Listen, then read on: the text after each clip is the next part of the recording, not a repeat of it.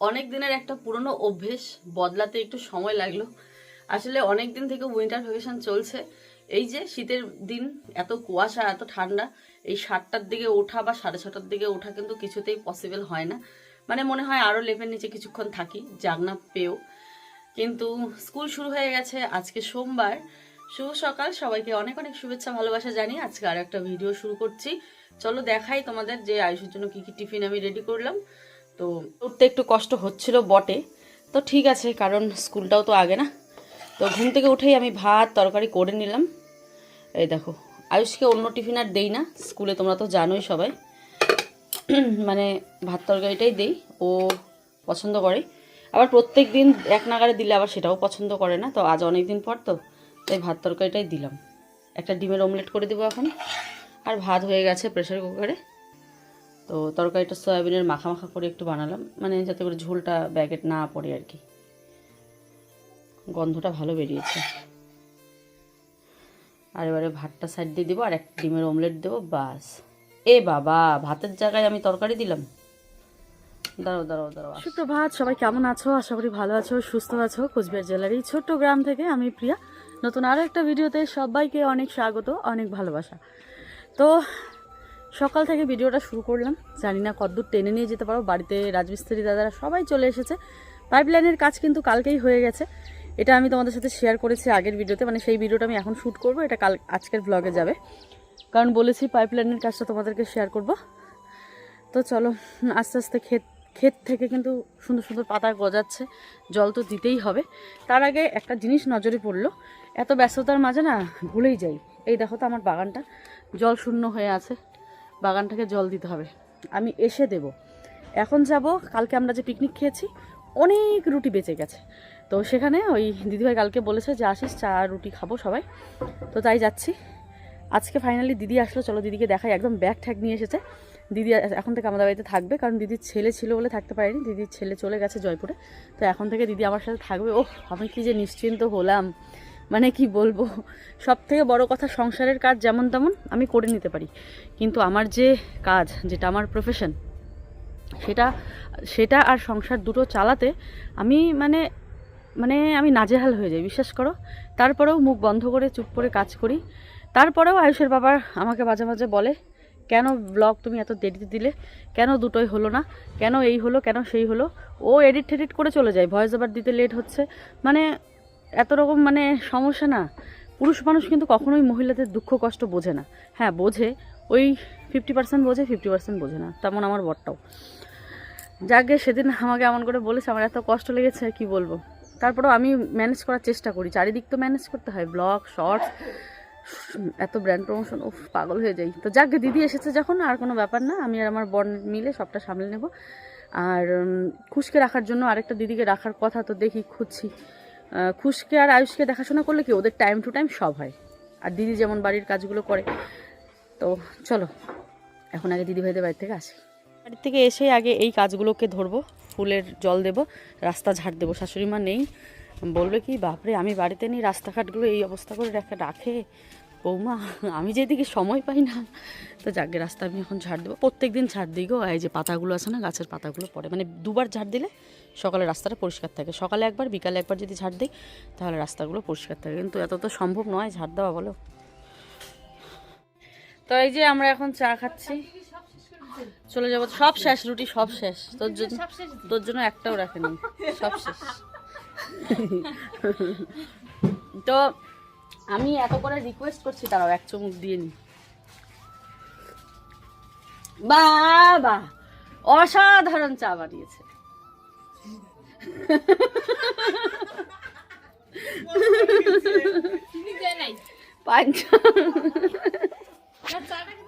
সুন্দর হয়েছে, সুন্দর হয়েছে, চিনি দেয় নেই। আমরা এত মানুষ চ্যানেল খুলেছি, দিদিভাইটাকে বলছি যে দিদিভাই চ্যানেল খোল, চ্যানেল খোল, চ্যানেল খোল। ও যে কি বলে, আজ খুলি কাল খুলি করে করে আর চ্যানেলটাই ওপেন করছে না। বলো তো তোমরা, কমেন্ট করো যে ও দিদিভাইয়ের তিনটা বাচ্চার কীভাবে কত কষ্ট করে মানে চলছে, তিনটা বাচ্চাকে নিয়ে এই ঠান্ডার দিন। বনি তো আমাদের বড় হয়ে গেছে, যাই হোক, এখন আপাতত দুটো সোনা আর মোনা, এই দুটো বাচ্চাকে নিয়ে দিদিভাই কীভাবে চলছে। তো দিদিভাইয়ের লাইফস্টাইল তোমরা দেখতে চাও কিনা অবশ্যই বলো। আমি এত জোর করছি বা আমরা এত বলছি সবাই, আমার যে দাদাভাইও বলে যে খোলো, কিন্তু দিদিভাই এই যে একটা ভয় না, দুটো একটা নিয়েই চলা যায় না, আবার দুটো ভাবো তাহলে। তো তারপরেও বলছি যতটুকু পারিস শেয়ার কর। তো তোমরা কমেন্ট করো দিদিভাই খুলবে নাকি, ঠিক আছে? আমাদের বন্ধুরা যদি পাশে থাকে, হ্যাঁ বন্ধুরা সবাই মিলে যদি আমার পাশে থাকে তাহলে আমি অবশ্যই চ্যানেল খুলবো। তাই পাশে থাকতে গেলে তোকে চ্যানেলটা খুলতে হবে। ভয় পাচ্ছি। না কোনো ভয় নাই, আছি তো আমরা সবাই, তাই না? সবাইকে নিয়ে এগিয়ে চলবো। তো এই হচ্ছে ব্যাপার। তো দেখি দিদিভাই কবে খুলে, অধীর আগ্রহে আমরাও বসে আছি। তো চলো এখন চা খাই, খুশকে ঘুম পাড়ালাম, দিদিও আসছে। ফাইনালি আজকে দিদি আসলো রে, একেবারে মনটা শান্তি আমার। ওই যে দিদি জ্বর হচ্ছে না, কমছে এখন, কমার পর আসলো। তো চলো পরে তোমাদের সাথে বাড়ি গিয়ে দেখাচ্ছি। বেঁচেছিল তো বলছে সবাই, সবার ঘর থেকে অল্প অল্প সবজি নিয়ে ঘন্ট একটা বানাবে। তো এই যে বনি এসেছে, বনিকে দিচ্ছি, এটা নিয়ে যা, ধর ভালো করে ধর।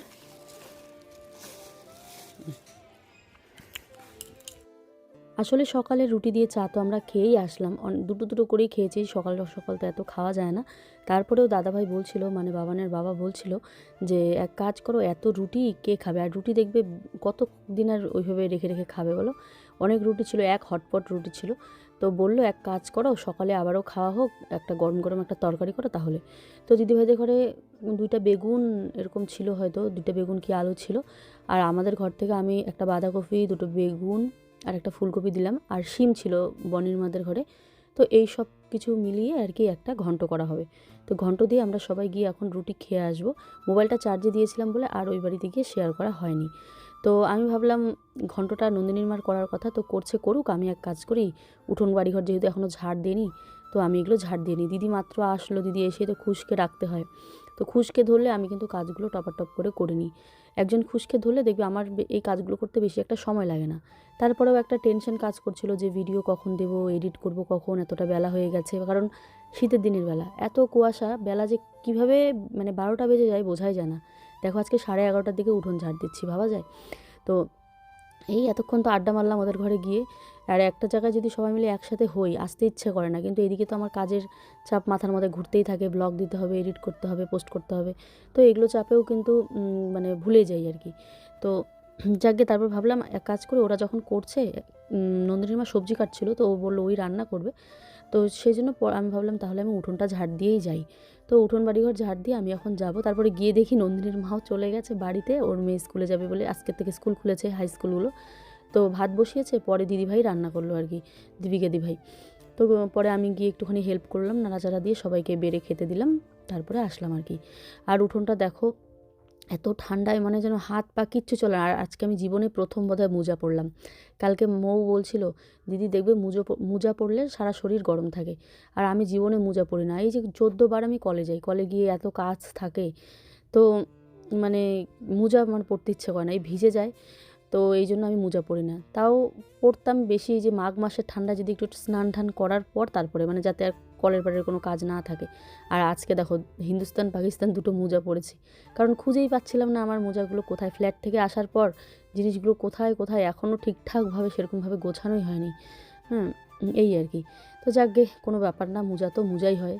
পরে নিয়েছি, পরে এবার উঠোন বাড়িঘরগুলো ঝাড় দিচ্ছি। পুরো রাস্তাও কিন্তু আমি পরিষ্কার করে ঝাড় দিয়ে নিলাম। এবারে চলে আসলাম এই যে দেখো ফুল গাছে জল দিতে।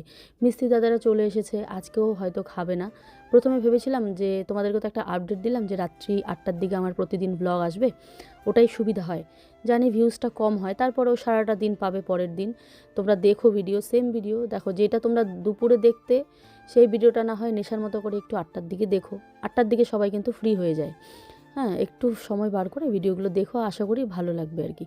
তো এইটা কথা বলার পর তবে ভাবলাম ঠিক আছে, আমার একদিকে চাপটা কমবে, না হলে না সকালবেলা এতটাই হুড়াতাড়া লাগে যে এডিট করতে বসবো না ভিডিওগুলো শেয়ার করব।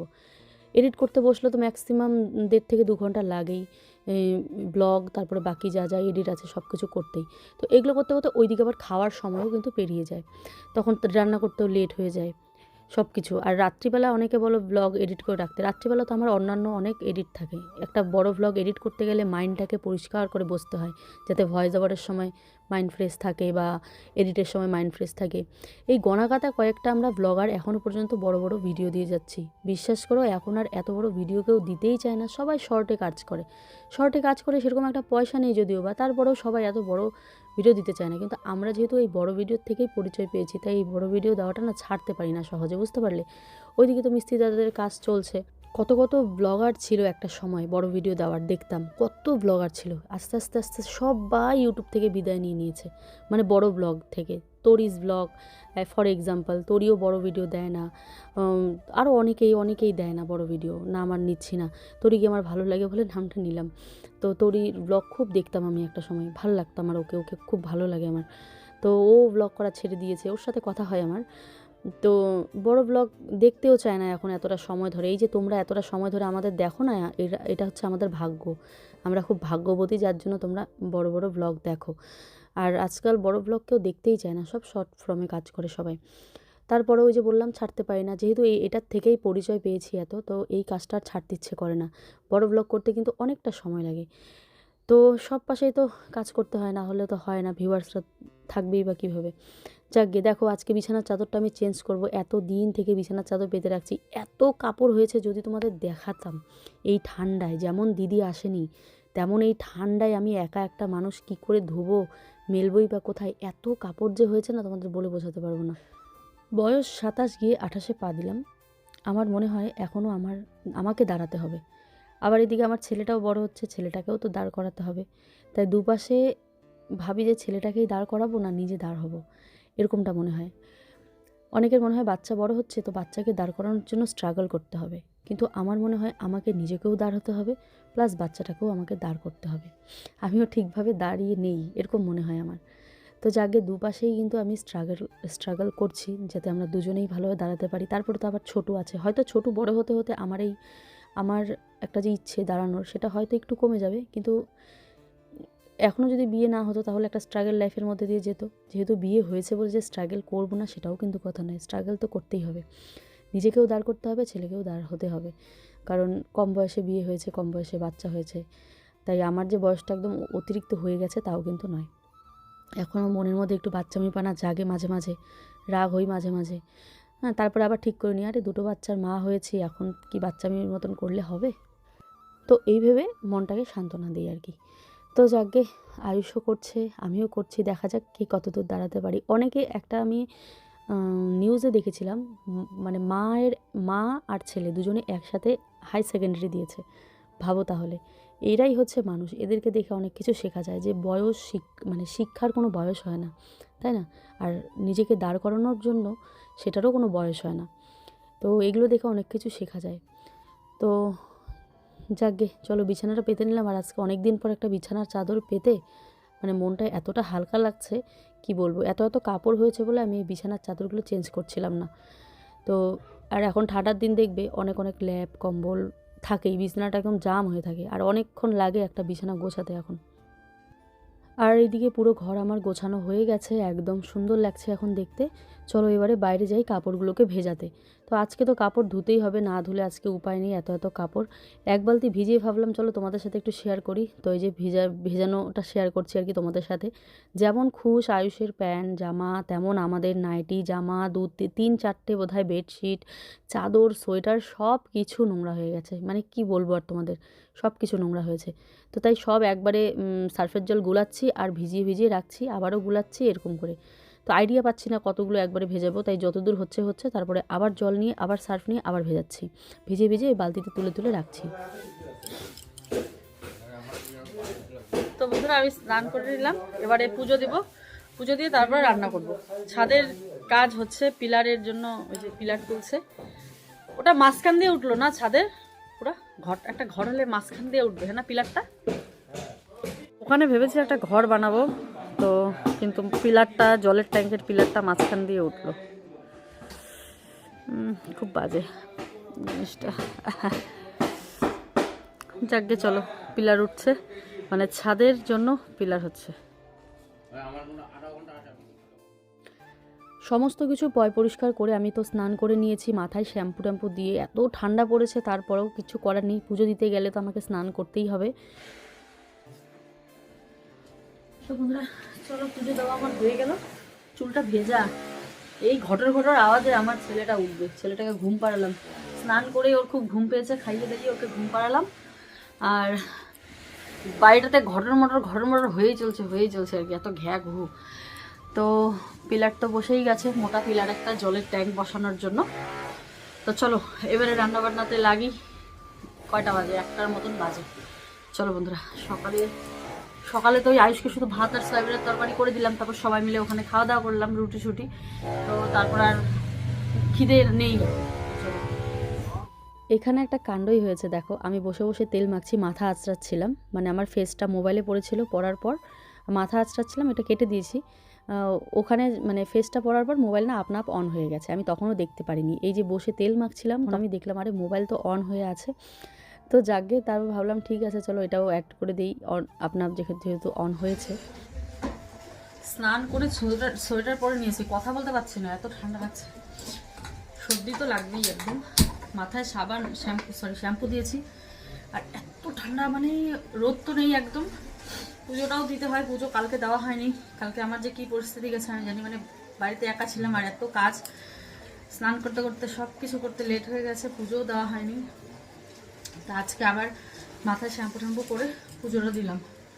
বাচ্চা থাকলে না পুজোটা রেগুলারিটি মেনটেন করা সম্ভব হয় না। যদি দিদি থাকে তো প্রত্যেক দিনই পুজো দেওয়া হয়। এই যে কালকে দেয়নি, আরেক দিন দেয়নি বোধহয়, পুজোটা দিতে পারছি না। কি খারাপ লাগে পুজো না দিলে, মানে কি বলবো তোমাদের। এবার এত ঠান্ডা, স্নানও করতে ইচ্ছে করে না মাঝে মাঝে, যখন কাজ করতে করতে বেলা হয়ে যায় তখন আবার স্নানও করতে ইচ্ছে করে না। মনে হয় যেন একটু গরম জল করে হাত পা ধুয়ে ঘরে চলে যাই। এবার হাত পা ধুলে তার পুজো দেওয়া যায় না। তো এই হচ্ছে ব্যাপার, সর্দি লাগছে। চলো, ভাতটা হচ্ছে, আজকে বানাবো এঁচড়। গ্যাসেই বানাবো, এঁচড়টা কাটবো এখন, এঁচড় বানাবো। আর আর খাসির তেল দিয়ে এঁচড় বানাবো। এটা হচ্ছে আয়ুষের ব্যাপার, কম্বিনেশন। তো পাইপ টাইপ এনে দেখো পুরো একদম মানে করছে, কাজ হয়ে যাচ্ছে, প্লাম্বারের কাজ যেটা। তারপর তো টাইলস লাগানো বাকি, প্লাস্টার হলেই ব্যাস বাথরুম হয়ে যাবে আমাদের। আর এই ভ শব্দ,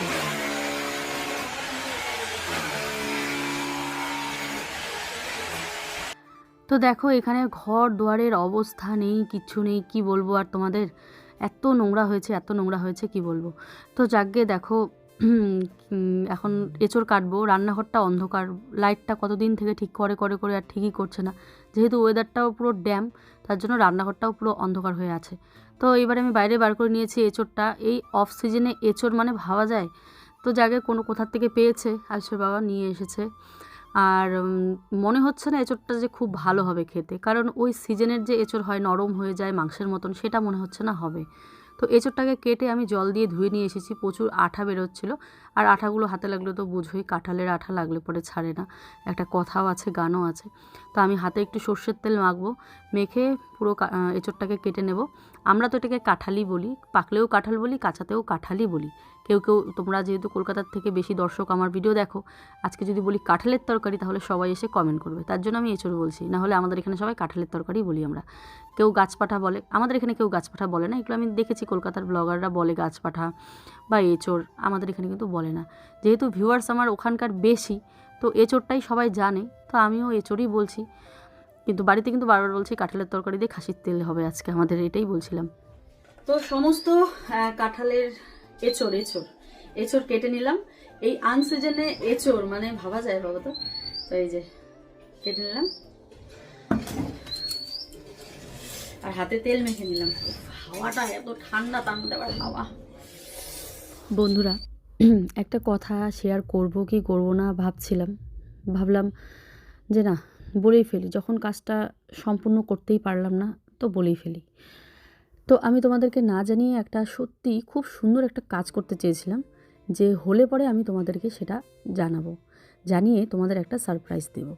তোমরা হয়তো ভাববে যে এপি ব্লগসের প্রিয়া এতদিনে হয়তো একটা ঠিক কাজ করেছে, এটা তোমাদের মনে হবে। দেখো, ঠিক কাজ আমাদের জীবনে যেটা আমাদের ঠিক মনে হয় সেটা তো আমরা অবশ্যই করি। তারপরেও ভিউয়ার্সের নানান রকম মতামত থাকে, তোমরা যেহেতু আমাদের সাথে জুড়ে গেছো।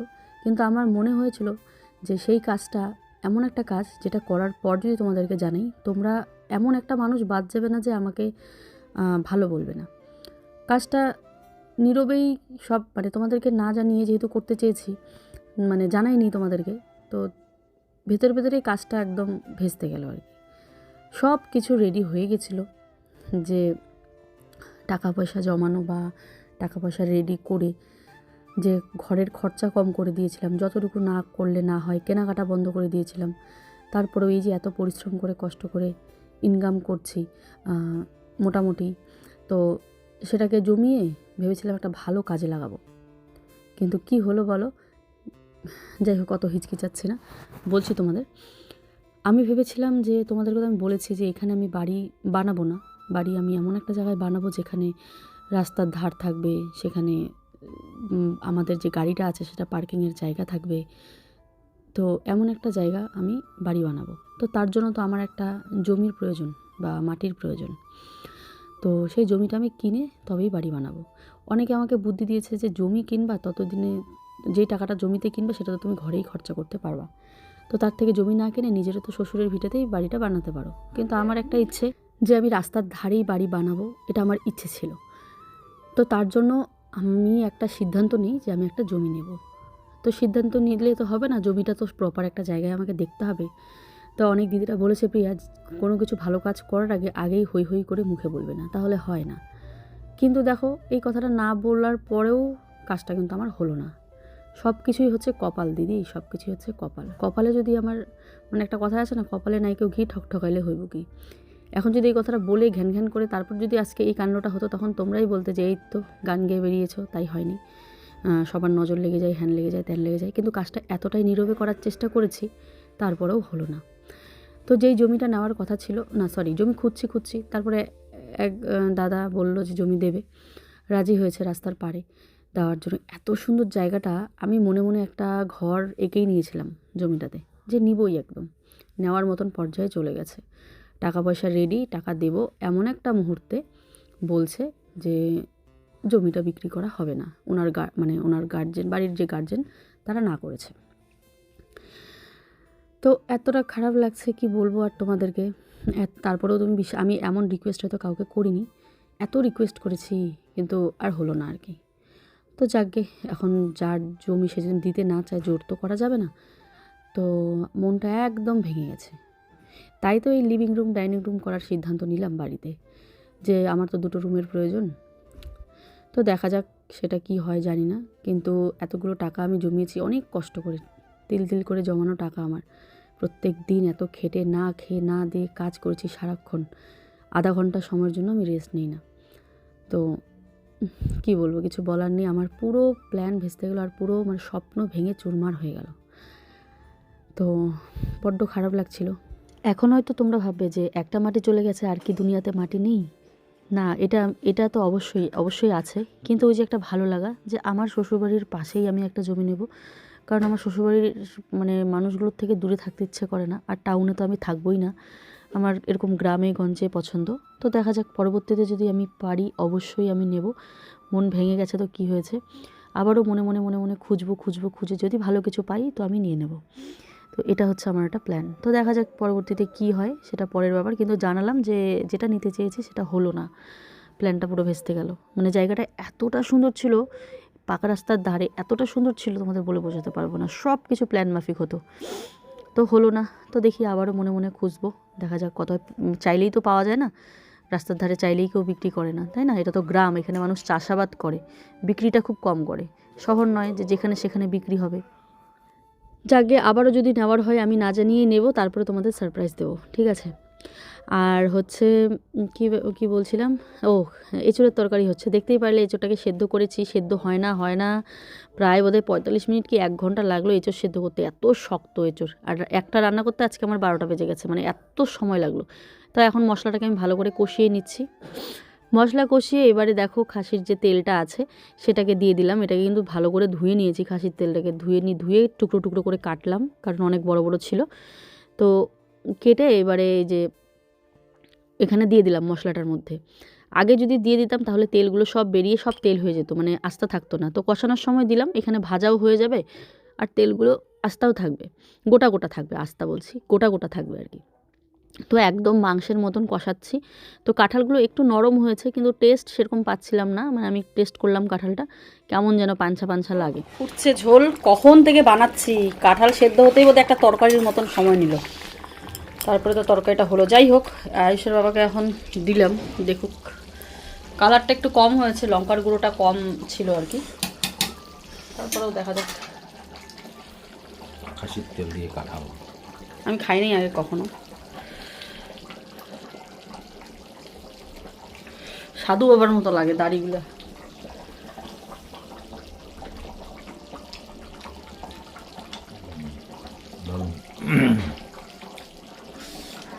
কাঁঠালটা খাই দেখো তো, কাঁঠাল পাতা সিদ্ধ হয়নি, কত সিদ্ধ বললাম। এই সিজনে কি আর কাঁঠাল সিদ্ধ হয়?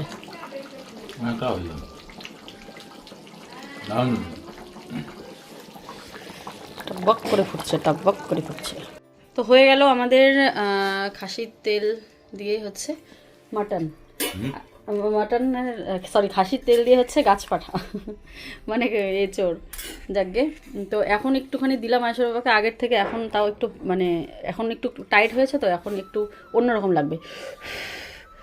কালারটা বোঝাতেই পারছি না বন্ধুরা, আমি হয়তো বোঝাতে পারছি না, ভাবলাম দেখাবো, এতটা যে সময়ের অভাব। এখানে একটা রড উঠেছে, তোমার কি বলে ওটা, ট্যাঙ্কির জন্য পিলার।